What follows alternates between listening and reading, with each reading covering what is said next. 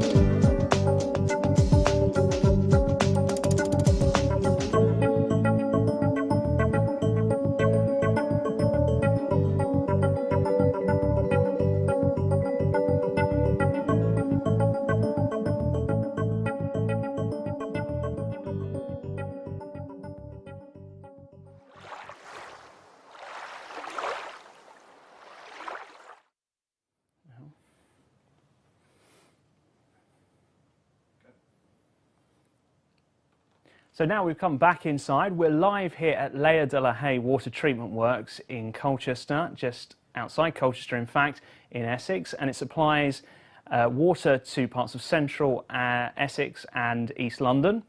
We can now just take you back outside so you can see some of the scene today on the water treatment works, where you can see, as we saw just a moment ago, water flowing in through the inlet from Abberton Reservoir where it starts its journey, and then going on to the Patterson filters, which we'll talk to you a little bit about a little bit later on. We'll be joined by Production Services Manager Charlie Thackeray. and he'll tell us a little bit more about the Patterson filter block, which is what you can see on that scene there. So that's the first stage of filtration here at Layer-de-la-Haye Water Treatment Works, and we'll explain that process of treatment to you throughout this hour-long broadcast. We'll also bring you some of the people that work here at the waterworks, and we'll also talk to a number of different people who've worked on the large-scale Abberton Reservoir project, which is, as I said, a £150 million project that's been in construction since 2010. Now, Essex&Suffolk Water has recently filled the reservoir to its new capacity top water level. So there's 15 billion extra litres of water now available in that reservoir, making a new capacity of 41 billion litres of water available to a water treatment works like Layer-de-la-Haye, which is connected to the reservoir there. So let's find out a little bit more about the filling of Abberton Reservoir to its new top water level from our Chief Executive, Heidi Mottram.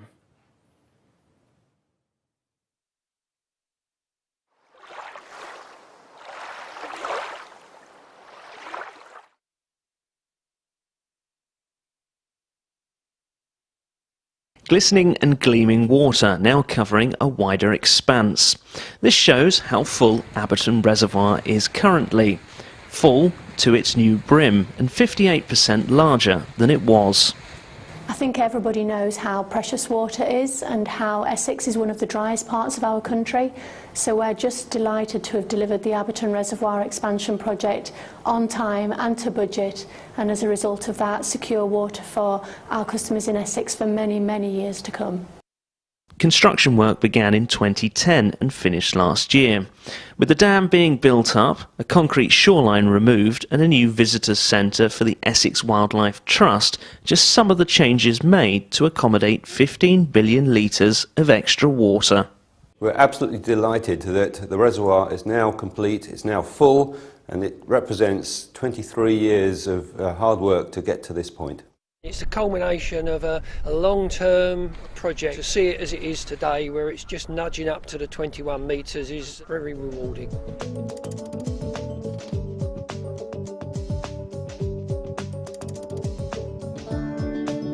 Treated drinking water from Abberton Reservoir supplies Chelmsford, Brentwood and the London boroughs of Havering, Barking and Dagenham and Redbridge.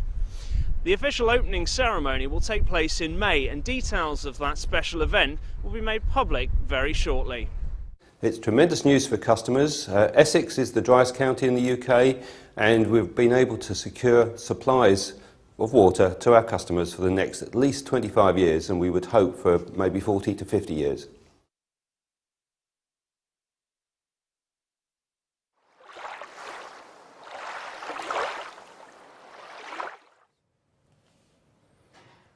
Well, there we go. That's a report into the filling of Abberton Reservoir to the new top water level. We're now joined by the Abberton Reservoir Project Manager, Dan Wilson. He has been in charge of leading the project to increase the size of the reservoir. So just tell us a little bit about your job then, Dan. It was specifically to work on the actual increasing of the reservoir part of the Abberton scheme, wasn't it? Yeah, that's right, Oliver. I joined the team in perhaps 2007, and at that stage we were just completing a lot of our feasibility work. So from then I was overseeing the design with our consultants, looking through and coming up with the procurement strategy, how we're actually going to commission the procurement of the services to construct the reservoir, and then overseeing the construction itself, and finally the commissioning, which we were pleased to say that we've got to 21 metres above sea level only earlier this week. Yeah, it must be very pleasing for you personally, mustn't it, that the project has come to completion? That's right, it's fantastic. I mean, it's such a large project. Everyone involved with it has been incredibly privileged to be involved with it, and actually seeing it come to fruition and achieve the 21 metres above sea level and all of that extra capacity that we've now got within the reservoir is a fantastic achievement for everyone involved. Now, just to talk us through, the Abberton scheme involves not just the enlargement of the reservoir, which was the part you were responsible for, but also the re-engineering of the water transfer network as well, doesn't it? That's right. Just give us a brief overview of the whole scheme. Okay, so Abberton Reservoir, and indeed all of the reservoirs in Essex have a very limited catchment. All of them, are, both Hanningfield and Abberton, are pump storage reservoirs, and what that means is we pump water into those reservoirs rather than rely on rainfall immediately adjacent to the reservoirs. So the Abberton scheme, not only was it the increasing the capacity of Abberton Reservoir, but it was also the construction of 32 kilometres of pipeline across the East Anglia. It was the construction of the Wormingford pumping station, which pumps water into Abberton Reservoir, and it was also the variation of a licence agreement that we have to abstract water via our EDU's transfer scheme. So just turning back to the project that you were involved with, the reservoir enlargement, so there had to be a number of different things happen before actual construction work could start on site, didn't it? Yeah, that's right. The size of the reservoir and indeed the enlarged size of it meant that we had to move a number of utility services before we could actually start construction on the reservoir itself. On the north side of the reservoir we had a 33 kV electrical diversion to undertake, we had a high pressure gas main diversion to undertake, and on the southern side we had an intermediate pressure gas main to move and an 11 kV cable. All of that took approximately 1 year, and it was some £7 million worth of work just to move those utility services before we could start work proper on the reservoir construction itself. And take us through some of the things that had to happen once you were able to start construction work. I think a concrete outer layer was removed from the banks, wasn't it? Yeah, that's right. When the reservoir was constructed in the 1930s, it had a very steep slope, and it was protected from erosion by a very thick layer of concrete and a concrete perimeter road that ran some 11 kilometres around this, the main section of the reservoir. The first thing we did was we excavated that concrete. We reused that on site, and we've used the crushed material to create a new road around the perimeter. But in removing the concrete, we've been able to greatly slacken the slopes around the reservoir, and that's created a fantastic habitat for the overwintering wildfowl and the dabbling ducks that use the reservoir, and indeed those species that the reservoir is cited for as a triple SI, an SPA and a Ramsar site. You mentioned the wildlife there and the overwintering waterfowl and birds, and you mentioned some of the designations of the reservoir. That was really important to the construction work, wasn't it? And you planned different works around the species' particular migration patterns. Yeah, that's right. We worked with a number of stakeholders when we were actually designing the scheme and indeed obtaining the planning permission. And one of the key considerations was the ecological designations that the reservoir has. In understanding how those species use the reservoir, what we were able to do is come up with a construction plan that really limited the amount of impact we would have on some of those citation species. And that meant undertaking certain works at certain times of the year, not disturbing all of the areas of the reservoir at one time. And indeed, one of the things that we did do is we created 7 hectares of wetland habitat just down the road at the western end of the reservoir, and that was used as a mitigation habitat by birds that were disturbed during the construction period. Now that's part of the legacy. We've left those 7 hectares there, and that's created a wider ecological habitat for the overwintering birds and other species that use that area.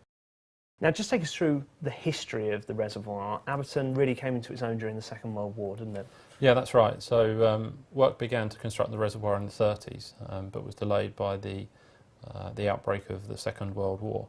And during that time, when the reservoir was being filled, it was seen as a potential landing area for invasion forces. So the water company at the time took the measure, I guess, with the Home Guard to actually mine the reservoir and put some defensive mechanisms all around the perimeter of the reservoir.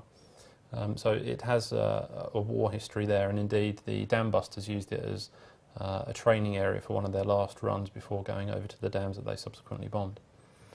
That's fascinating, isn't it? And bringing us a bit more up to date, some of the big projects that you had to carry out whilst you were doing the enlargement programme was removing the valve.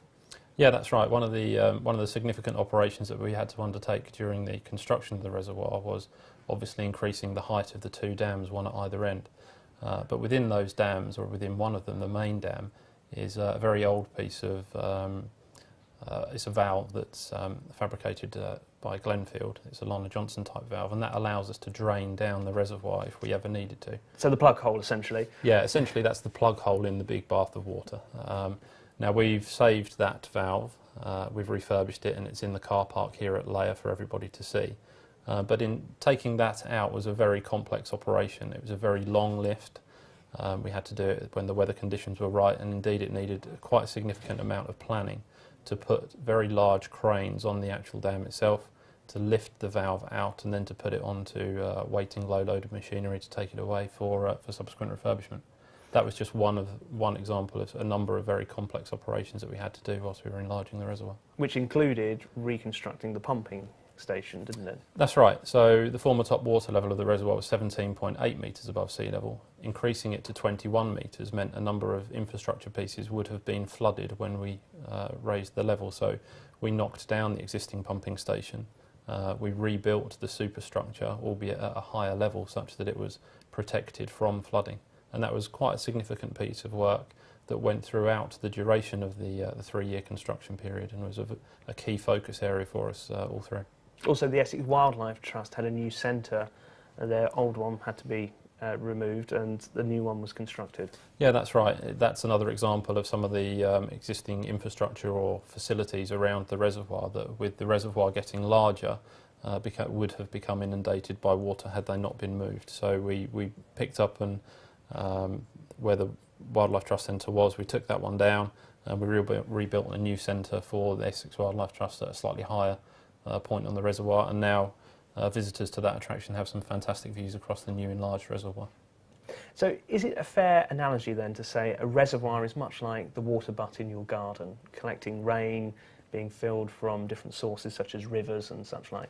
Yeah, it helps people to understand, or put it in layperson's terms really, that it's effectively a water butt that contains water that we're able to draw out of and bring up to the water treatment works for treatment and subsequent distribution out to our customers. It's a pumped storage reservoir, Abberton, so we're pumping water in. I guess the analogy there is opening the tap.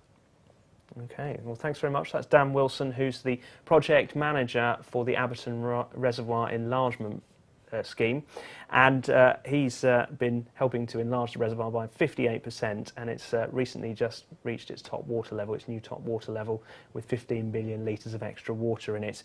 Let's find out a little bit more about what happens to that water when it's abstracted from the reservoir and comes up to the water treatment works where we're live at today, Layer-de-la-Haye, and Katie Murdoch is going to be our guide to take us through some of the treatment processes.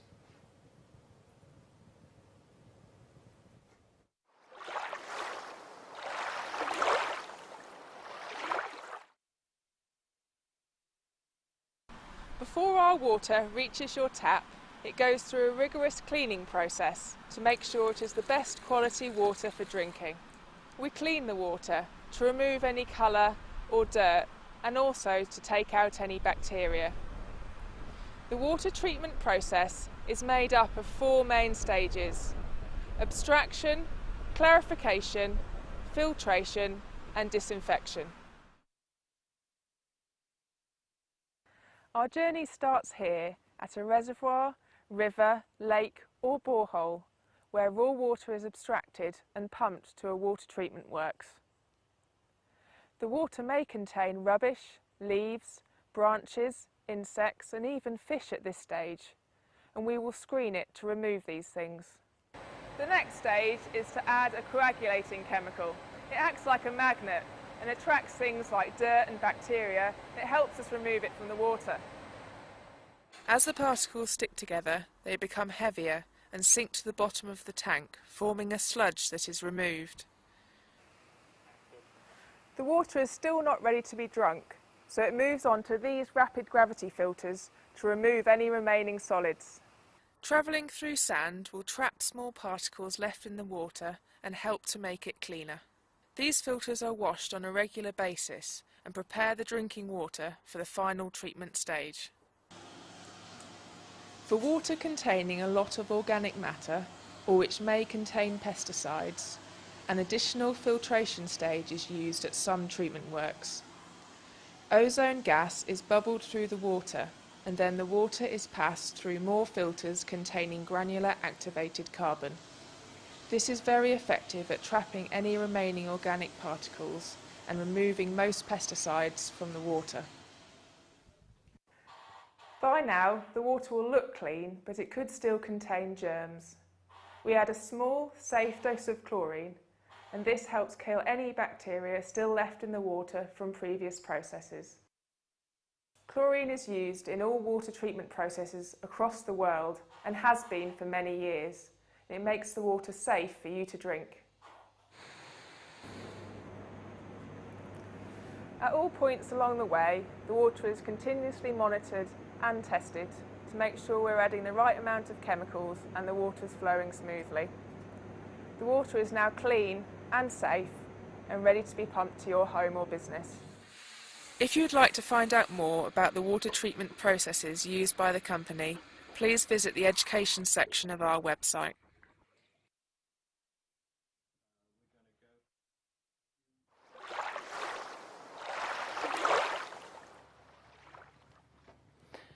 There we go, that was Katie Murdoch telling us a little bit about some of the water treatment processes that go on at some of Essex and Suffolk Water's water treatment plants. We're going to show you a bit more of what happens here live at Layer-de-la-Haye Water Treatment Works. We'll be outside at the Patterson filter block, the first stage of filtration, very, very soon. And what we're going to show you now is the second stage of filtration, which is the slow sand filters. And production team leader Paul Barker is going to take us through the sandwich layers of the particular slow sand filters and what makes up the filter bed materials, so that we can understand a bit more about the filtration process there.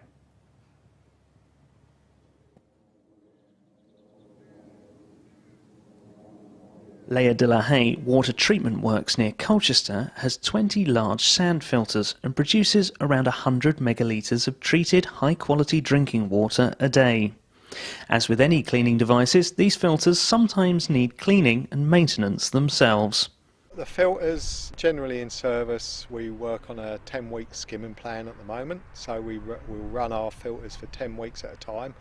And what will happen is that the filter will filter out all the dirt and it will be left on top of the filter, and it will start to blind it up and we won't get the water through. So the head loss will build up and the dirt content will build up.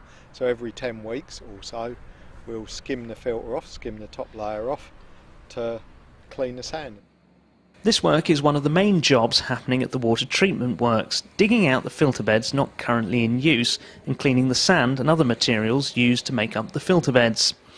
Then reinstating the cleaned materials. Each bed can produce around 10 megalitres a day of water. These filters are often referred to as sandwich filters because of the makeup of the filtration layers. Paul Barker explains how the layers are constructed. On the bottom of this particular filter is bricks, so they're made up with bricks made up in channels with bricks on top of other bricks, and makes up a channel and all the water goes through there. On top of the bricks we put 200 mil of 20 mil stone. On top of that we put 100 mil of 10 mil stone. Then we put 200 mil of sand in, which we refer to as undersand. We'll then put 100 mil of carbon, which is put in the filter to treat pesticides and remove the pesticides out of the water. And then we'll put in a layer of top sand, which can be anywhere between 450 and 600 mil. Once in operation, the filter beds develop a complex biological culture that helps to clean and purify the water. This layer is known as the smooch decker. The smooch decker is what cleans the filter, so that's got all this biological little bugs in it that eat all the dirt, and that cleans the water, and when it comes out the bottom of the filter through the bricks, it's all bacteria free. After passing through the filter bed, the water is then treated with a safe dose of chlorine to make sure it is suitable for drinking, and is pumped to homes and businesses across central and southern Essex. Team leader Paul Barker explains more about his work at the water treatment works.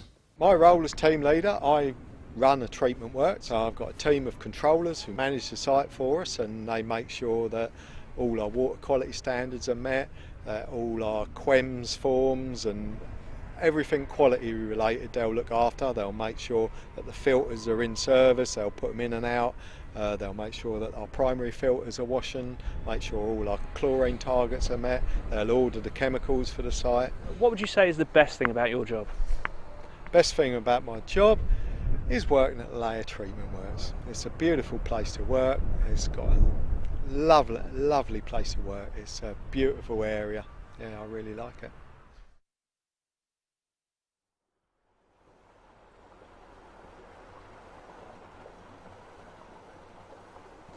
We've come outside now. We're live by the Patterson filter block here at Layer-de-la-Haye Water Treatment Works in Essex, and I'm very pleased to say I'm joined by Charlie Thackeray, who's the Production Services Manager for Essex and Suffolk Water.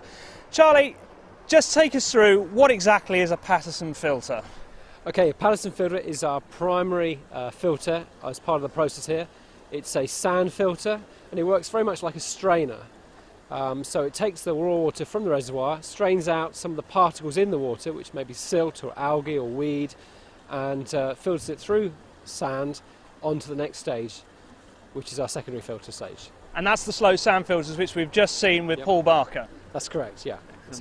And so we've got the water just behind us. You can hear that. That's the water coming in from the reservoir. Yep. So just tell us a little bit about the role of your job, because as production services manager, what do you do? Okay, well, I look after the teams that maintain and run the plants. It's a team of about 93 of us, and we have various treatment works in Essex. We have 7 in total. And we have teams that actually manage the works, and we have teams that maintain the works as well. And they work together in an integrated team to ensure that we have our plant outputs uninterrupted throughout the year. And in terms of water treatment, it's a fascinating kind of set of processes. You mentioned this is stage 1. Stage 2 is the slow sand filter. You've got that sandwich makeup. Just take us through the sandwich. Okay, the sandwich is made up of sand with granular activated carbon we call GAC, and then another layer of sand and gravel and an underdrain. And the reason for the GAC, hence the name sandwich, so a sand GAC sandwich, is that it's there to treat the pesticides that are in the water. It absorbs the pesticides and gives us an additional treatment process within an existing filtration stage. And then after that it goes on to the chlorination stage, doesn't it? Because the water hasn't been chlorinated at this point when it's gone through the 2 stages of filtration. That's right, yeah. I mean, after the second stage of filtration, the water is very clean in terms of its dirt content. Very, very low level of turbidity is how we measure it. But by that stage we still need to be able to disinfect using a very small dose of chlorine, which then kills the last remaining bacteria, and it's obviously then safe to drink. It's an excellent quality water. And then once it's been treated with a small, safe dose of chlorine, it's then pumped out into the distribution network and to a water tower or some other structure in a local community that people might see on a regular basis. That's right, yeah, and we have storage, underground storage, as well as water towers, and they're there to attenuate the flows, because obviously during the day we don't have a steady, constant flow. People get up in the morning, have a shower, clean the teeth, all those sort of things we do. Go off to work, it'll drop down, then the demand will drop down, and then equally when we come home from work, come home from school, demand will shoot back up again there. So we have what we call a diurnal impact in terms of the flows, and the reservoirs and towers are there to attenuate that flow, and therefore the treatment works will just be running at a steady level to fill that in those quieter demand periods, and to catch up when the demand is higher. And I think it's quite interesting, isn't it? Because the water industry is pretty hidden from most customers' day-to-day view, unlike, say, perhaps electricity cables or something which we see all around us and up in the air. So, I mean, people don't necessarily realise what it takes to get the water out of their tap safe and treated, do they? No, not necessarily. Obviously, we like to operate without any interruptions to supply, and we're industry leading in some of those areas there. So generally people should have a very good quality service from ourselves. But equally we have to deal with leakages in the network, and we rely on some very sophisticated instrumentation to pick that up. So probably when they see us and we're repairing and maintaining, obviously necessary things to do. But we're very keen on giving the message of clean water, excellent health, and all those messages with it. And we have a lot of videos online that people can see and how the treatment works work, and obviously this is part of that. So there's no secrets, but equally we're a business that has to operate successfully 365 days a year. Thank you very much. That's Charlie Thackeray, who's the Production Services Manager for Essex&Suffolk Water. We'll be back inside in a few moments, but first we're going to tell you a bit about some of the work that Essex&Suffolk Water is doing to work with farmers and other people who utilise river catchments and also catchments for boreholes and groundwaters to reduce the content of pesticides in raw river water before it enters our reservoirs and comes into treatment works for treating here. We heard about the granular activated carbon, which does so much to reduce pesticides in the drinking water, but now we're going to find out about some of the other work that the catchment management team at Essex&Suffolk Water do on a regular basis to reduce that risk.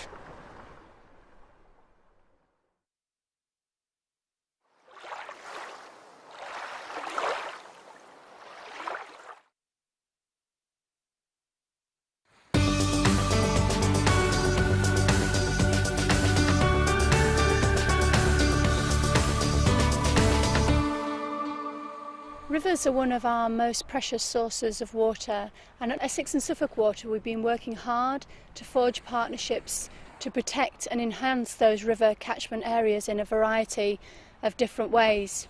We hope this short film will just give you a little bit more flavour of the kind of things we've been doing. The aim of our catchment approach is to protect and improve the quality of the rivers from which we abstract water, so that we can consistently provide our customers with water that's safe and wholesome to drink. We employ catchment advisors across our area, and part of their role is to sample the rivers at various points across our catchments each week, and this creates a strong evidence base to inform the delivery of the catchment advice that we give. All laboratories are accredited for testing the wide range of substances found in water, including pesticides, nitrates and colour or dissolved carbon. The results of these analyses on samples of water from the rivers and reservoirs in our region are used by our catchment advisor to provide guidance to farmers and growers about how to reduce losses of these substances from their land. This is some of the equipment that we use to test for really low levels of pesticides in waters in our region. Our methods of testing have been designed to look for minute traces of colour and individual pesticides in the water. For example, we need to be able to detect pesticides at less than 1 part pesticide in 10 billion parts of water. The speed of turnaround of samples is also important, as this enables our advisor to establish a link between pesticide use, recent rainfall and the levels that are found in our river and reservoir waters.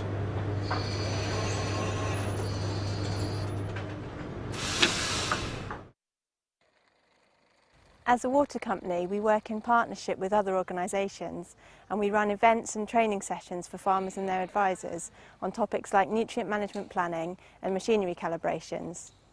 And our catchment advisors also go out to farms and provide one-to-one advice on topics like pesticide handling.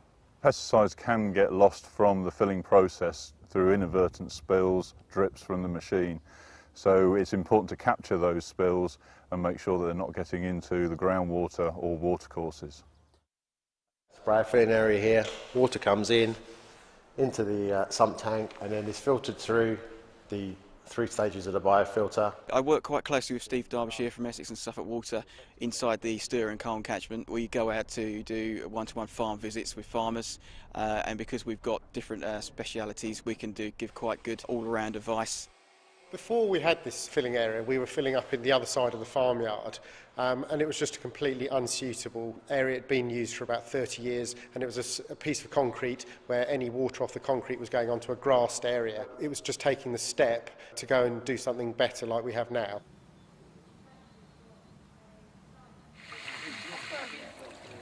Essex-Suffolk Water have seen biobeds as the way forward in good practice for pesticide handling, and we've funded this biobed and numerous others in our other catchments to promote that good practice.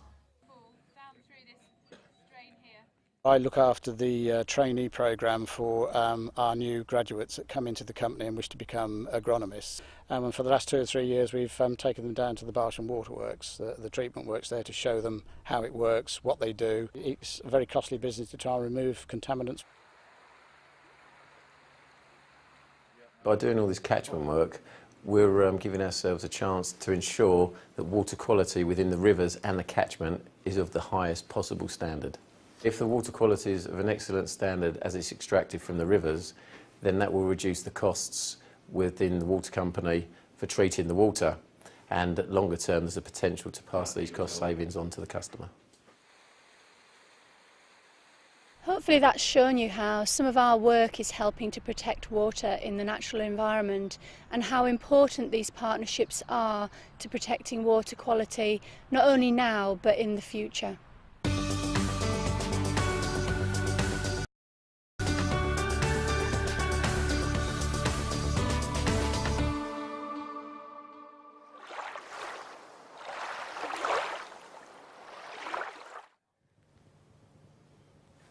Well, we've come back inside here at Layer-de-la-Haye Water Treatment Works. We're live today for an hour till 1 o'clock here in Colchester, just outside Colchester in Essex. And we're learning about how water is treated at Layer-de-la-Haye Water Treatment Works. It supplies customers 40 miles away in central Essex and in southern Essex and in parts of East London, the East London boroughs of Barking and Dagenham, and also Redbridge and Havering. Now, Production Services Manager for Essex and Suffolk Water, Charlie Thackeray, is still with me. Now, Charlie, we're going to talk a little bit about saving water and water efficiency around the home, because once it leaves here, there is some things that people can do if they want to reduce their water bill, isn't there? Absolutely. If you're on a water meter, then obviously you're really incentivised to use less, and just think about really what's the things that are wasting water. And also there's a lot of technology now that can use a lot less water. Utilities, in terms of washing machines, dishwashers, use a fraction of what they have done in the past. But that's a key message, isn't it? In terms of reducing your usage will help you to save money, not just on your water bill, but also your utility bills. Absolutely. Because a proportion of that will be hot water. Yeah, heating water is a very expensive business, and obviously using too much water has a direct impact on the cost of your gas or electricity. So we would encourage people to really think about it very carefully. And of course, from a water treatment works manager point of view, if people reduce their demand and their consumption, that means there's more water left in the natural environment as well, doesn't it? Absolutely, and it helps us achieve our efficiency targets, which ultimately will come through to the customer. Okay, well, let's learn more about the H2 Eco project, which is a home auditing project that's been going on here in Essex. Our water efficiency team at Essex and Suffolk Water have been driving that project forward, so we can learn more now from Sarah Bowerman from the water efficiency team. You can make savings on your water bills, particularly if you pay by metre. And even if you don't pay by metre, you can still save money. A percentage of the water you've saved will have been hot water, and you won't have to heat it. How can your water company help you save water? Here at Essex and Suffolk Water we have a programme called H2 Eco, which consists of home audits, where we look at how and where you use water in the home and offer free water saving products to help you save water. Let's take a look at how an H2 Eco visit would work.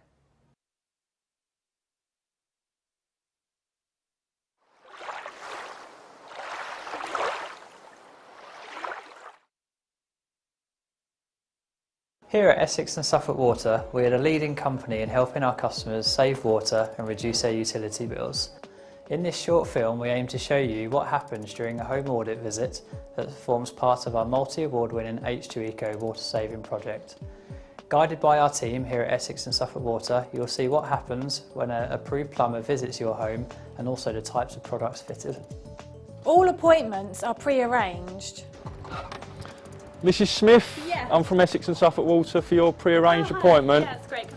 Mrs Edwards, yes. Hello there, I'm from Essex and Suffolk Water for your pre-arranged appointment. And you can request a personal password that the plumber must quote on arrival as an additional security method. The first step is to help you understand where you can save water around your home and in your garden.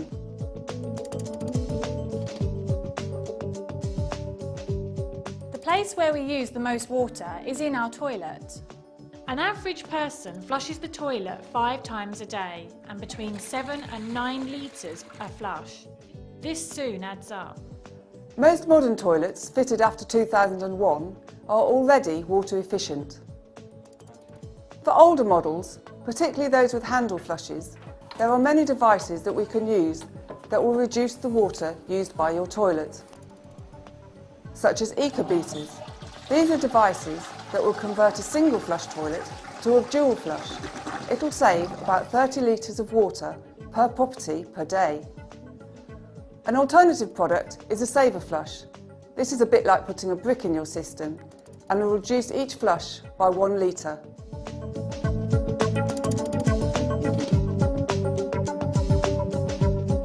Whilst in the bathroom, the plumber will check the flow rate of your shower. This can be a major area of water use, and simply by ensuring you have the most appropriate shower head, water use can be reduced without compromising your shower experience. An assessment of your water system will enable the plumber to determine the best shower head for you. In some cases, customers already have the best shower head installed. Interestingly, time spent in the shower varies enormously, even within a household. Some people will take 5 minutes, others more like 20 or 30. Using a timer can have a dramatic impact on the amount of water used and will help you save time in the shower.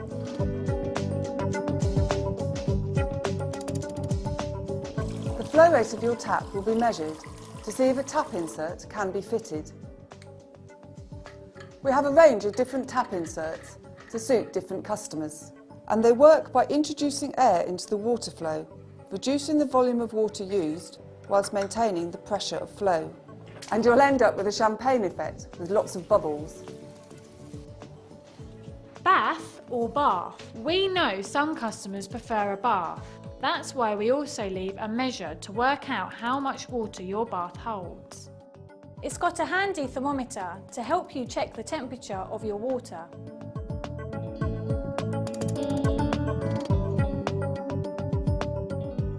Often, kitchen sinks can be a good place to reduce water use by fitting a tap attachment. Now that the technical audit is complete, the plumber will spend some time offering some hints and tips around your water usage behaviour and how you can make quick changes to your routine.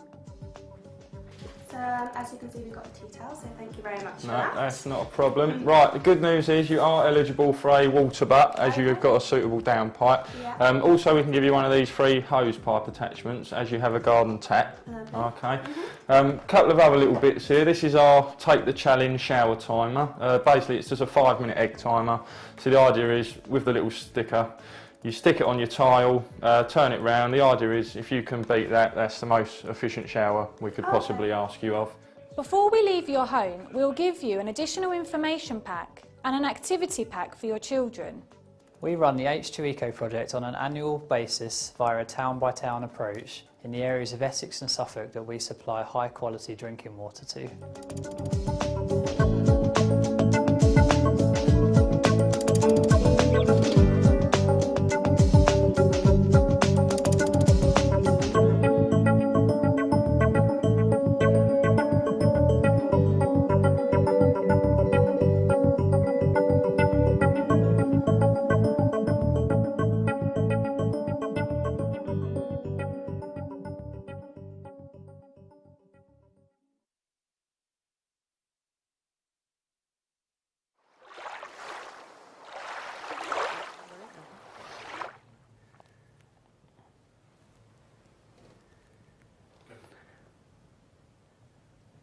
We're now still here with Production Services Manager Charlie Thackeray, and we're going to talk a little bit about apprenticeships and National Apprenticeship Week, which was last week.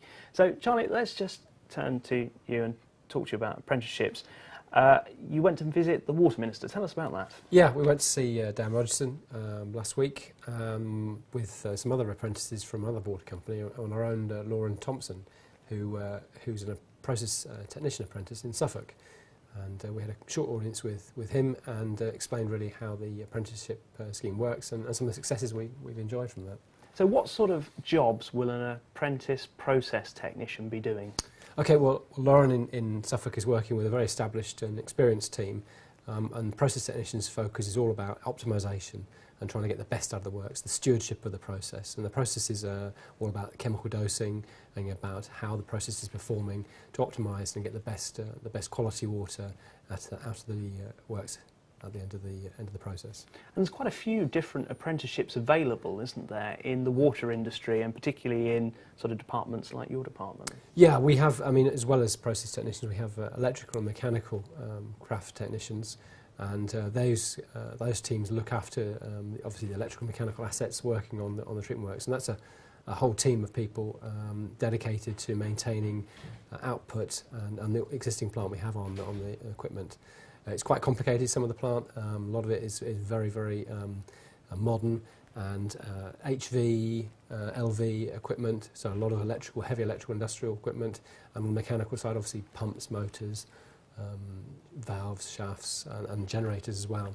So quite a wide variety of assets to look after on a rolling plan basis as well as a reactive element. But it's quite a good career, would you say, the water industry? I mean, you've obviously been in the water industry for a number of years yourself, so would you say it's a really good career choice for perhaps a young person who's starting out? Absolutely, I think it's a really excellent alternative for young talented people who don't necessarily want to take a university route. One of the things that the apprentices were really getting across the Minister last week was the fact that you can join an apprenticeship scheme either at 16 or 18, enjoy a really good solid training package, day release to colleges, on-the-job experiences, and you can be in your early 20s, graduate from that scheme and be working in a full-time role earning a competitive, good salary, and be debt-free from university, and a very fulfilling career. And it's an area that the UK as a whole has a shortage of qualified engineers, and so we need new cohorts of engineers coming through to replace the ones that are coming up towards retirement. That's the message, really, isn't it? Earn while you learn, isn't it? Absolutely, and it's a great industry to be in, because it's something that it's challenging, it's interesting, and ultimately it's the cornerstone of a civilised society, and providing potable water and water treatment, as well as the wastewater aspects as well. OK, thank you very much. That's Charlie Thackeray, the Production Services Manager for Essex&Suffolk Water. Let's learn a bit more about some of the roles of water treatment works managers now, and also to find out a little bit more about working in the water industry from Katie Murdoch, who is a water treatment works manager who runs 3 water treatment works for Essex&Suffolk Water.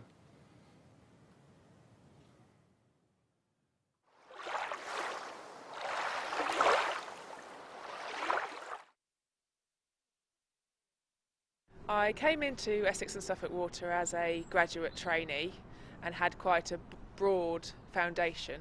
I worked through many different departments, so got a great experience of the breadth of work the water company does. I then became a project manager, so I worked on investment and construction projects on treatment works. And after a couple of years of working on construction sites, I did an MSc in civil engineering to further my knowledge in that field, and then thought I would try my hand at people management, not something that I'd tried before, and had thought that I perhaps would go down more of a technical route. But I spent a year as a team leader on one treatment works in Suffolk and loved it, loved the balance of the technical side and the people management side. So when the role of treatment works manager came up for me in Essex, it was something that I had to go for, and I've loved it since I've started in January. So just take us through your role as a treatment works manager. You can be perhaps supervising the fixing of a pipe on site to also checking the dosing of chemicals, can't you? It's quite a varied role. Tell us about what you do. Yeah, so the team that I look after take care of the water from where we abstract it from rivers and boreholes right through to putting it out into the distribution network.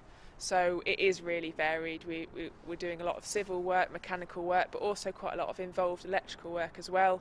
And as you say, we do deal with quite a lot of hazardous chemicals as well. So there's a lot of health and safety processes that we need to make sure we comply with. So what would your advice be to someone who's starting out, leaving the education system? How would they perhaps approach engineering or a scientific sort of job? I'd advise them to take any opportunity that they get, not worry about whether it's a field that they think they're going to stay in for life or a field that they thought they were going to do when they were little. No one tends to know where they'll end up, and I certainly didn't aim to become a treatment works manager when I left university, but I knew that I wanted to do something that had a balance of outdoor work as well as work indoors and more on the strategy side. So when a practical job came along, I thought I'd give that a try. So I just advise people to follow their interests.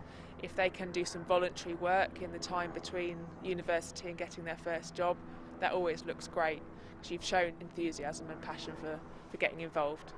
Would you say that was more your personality type, that you were more of an outdoors sort of person?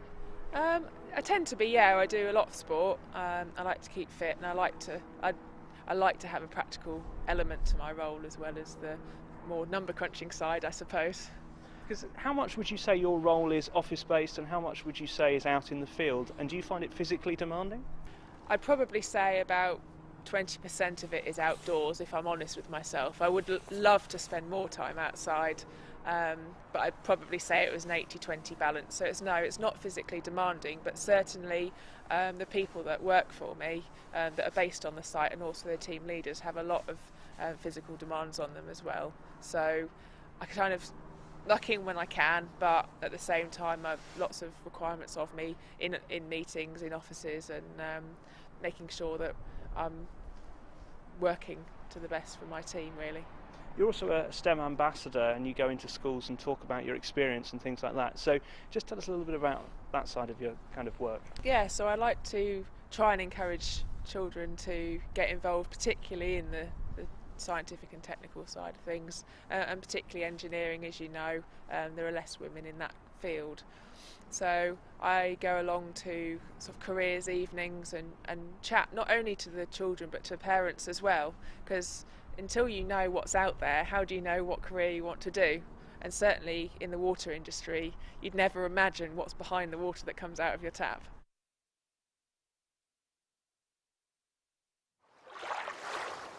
That was Water Treatment Works manager Katie Murdoch there, telling us about her role and working in the water industry. If you want to watch this programme again, you can on the Essex and Suffolk Water YouTube channel. Just go on to youtube.com/Essex and Suffolk Water, and then you can see the pre-recorded programmes there to view back again at your leisure.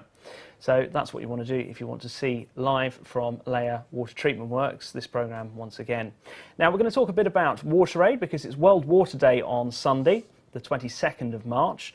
And I'm going to be joined now by Dan Wilson, the project manager we met a little bit earlier, because he's been fundraising for WaterAid over the past year. He went on a visit to the Annapurna region of the Himalayas in Nepal and saw some projects that WaterAid were funding. So let's turn to Dan. Dan, tell us a bit about your visit to the Himalayas. Well, the visit to the Himalayas was an advertised opportunity on WaterAid's website. It's open to anyone who can raise £3,500.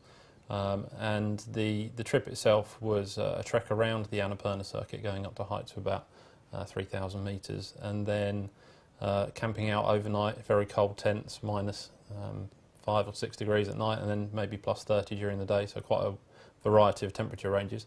And a very good opportunity to meet like-minded volunteers who are supporting WaterAid. But I think the real benefit that we got from going out to Nepal was to see some of the work that WaterAid had undertaken.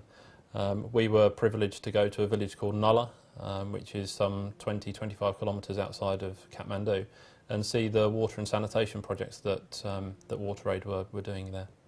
And that's something, you went with other water company visitors, didn't you? And sometimes they use engineers and resources that water companies have in this country to be able to use projects, to be able to do projects in say, Nepal or India and places. This didn't happen this time, but it has happened before, hasn't it? Yeah, that's right. I think WaterAid called upon the expertise of some of the water company workers in the UK, whether that be with regards to process specialism in terms of water treatment, whether it's engineering input in terms of putting pipes in the ground or coming up with storage ideas or distribution ideas. So they pulled upon some of the resources that they've got available to them throughout water companies. The particular project that I went to see in Nulla was a real good example of how WaterAid had been working with the local communities and using their own skills within that community to actually implement some of these water and sanitation solutions, and it creates an environment whereby which the communities actually own, maintain and operate the installed solutions, and that's quite a different approach to some of the other charities where they largely turn up to these communities, install something and leave, and then you're left with a legacy project that nobody actually really understands how it works, whereas the approach that WaterAid do, getting the local communities to input to it, to understand it and indeed to build it, means that future maintenance of it is actually done by the community. So there's that much more of a buy-in from those local communities, and it serves a greater purpose than just the water and sanitation as well. And sustainability is something that's really important to projects here and abroad as well, isn't it, in terms of the water industry? Yeah, that's right. There's regardless of the scale of a project, there's a lot of similar considerations that you need to make. So we've spoken earlier today about the Abberton scheme and some of the sustainable credentials of that scheme. But they also come through into some of the work that WaterAid are doing in other areas, and it's really thinking about sustainability not only in terms of the material but sustainability in terms of the operation and the ongoing maintenance of those schemes as well. So there are similarities regardless of scale, regardless of geography. Excellent. Thank you very much. That's Dan Wilson, who's Project Manager for Essex and Suffolk Water. Now, we can hear a bit more from James Muir, who is a Customer Collections Manager in our Customer Centre in Lowestoft. He recently went out to India to visit WaterAid projects there as part of marking the celebrations for Essex and Suffolk Water's fundraising committee for WaterAid, reaching a huge milestone of £200,000. They've raised since 2007. So let's hear about James Muir's visit to India.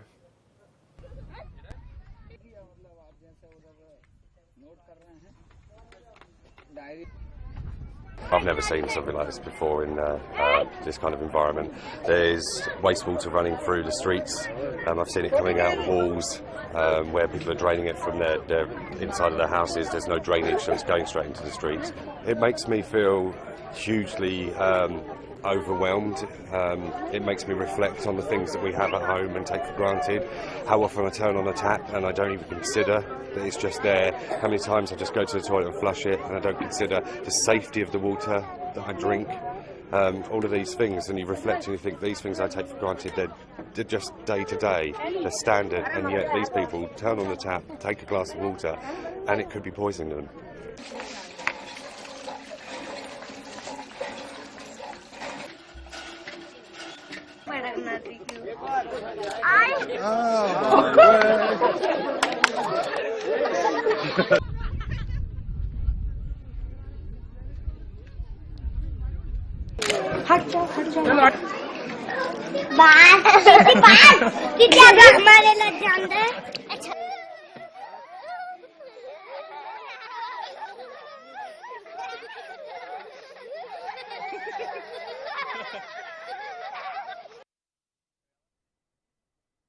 Projects in India last year, and that was to mark the Water Aid Committee at Essex and Suffolk Water reaching a huge milestone of raising £200,000 since 2007.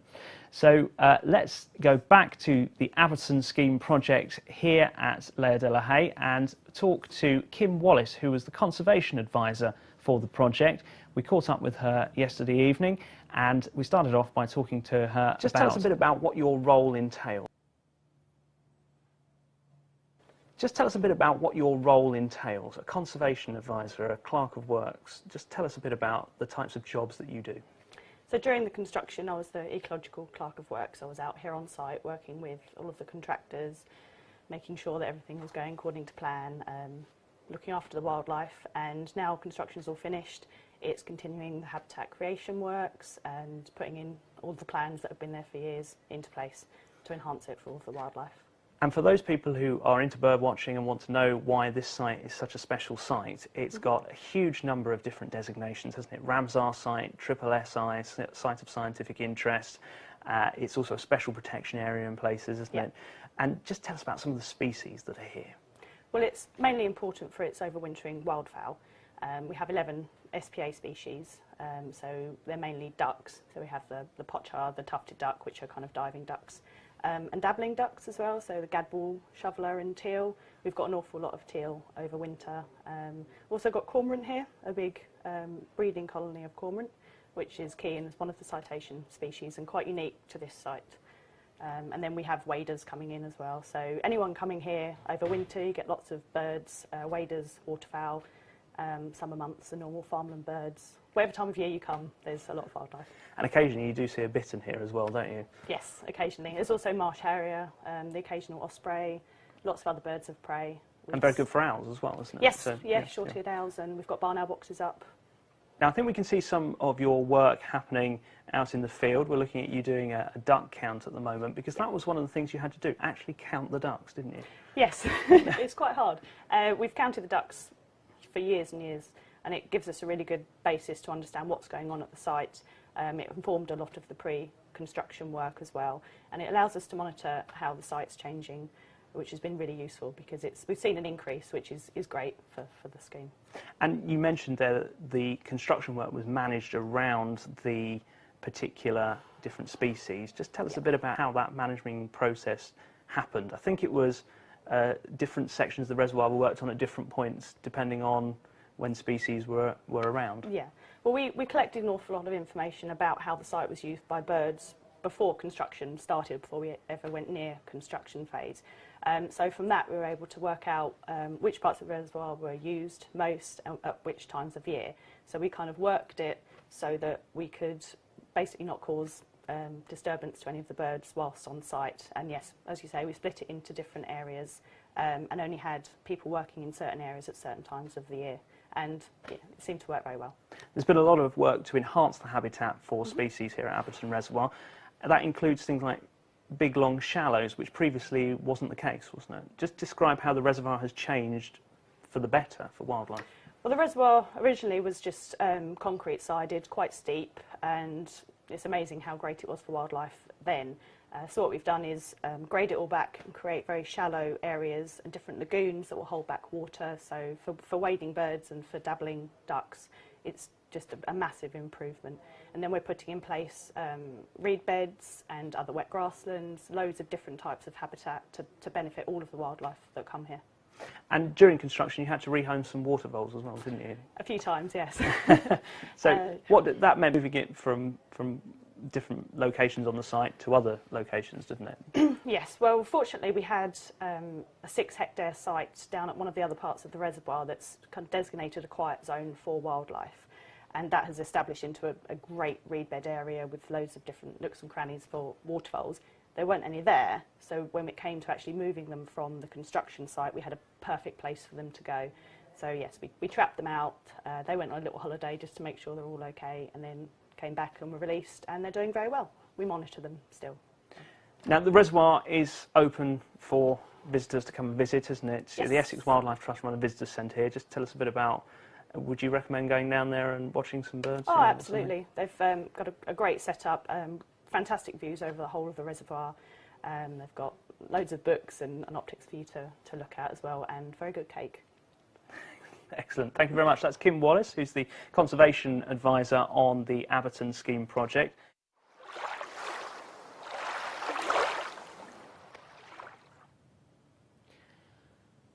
Well, there we go. That was Kim Wallace, the Conservation Advisor on the Abberton Scheme project, talking to you about some of her work here and also talking about the ecology and wildlife here at Abberton Reservoir. If you do get a chance to come down and visit the Visitors Centre run by the Essex Wildlife Trust, please do give that a go. Also, if you're interested in water and learning more about the history of water and the waterworks, you can visit the Museum of Power in Langford, just near Malden in Essex, where they have a working steam pump that was an old water pump, and you can see lots of other things to do with the water industry because it's very close to the water treatment works there, and also based in an old water pump that Essex and Suffolk Water used to previously run.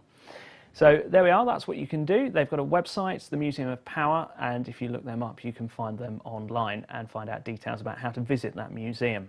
So from all of us here at Layer-de-la-Haye Water Treatment Works, thanks very much for joining us live on our 3 special live hour broadcasts over the last 2 days. We hope to do it again at some point, but from me, Oliver Rogers, hello, goodbye.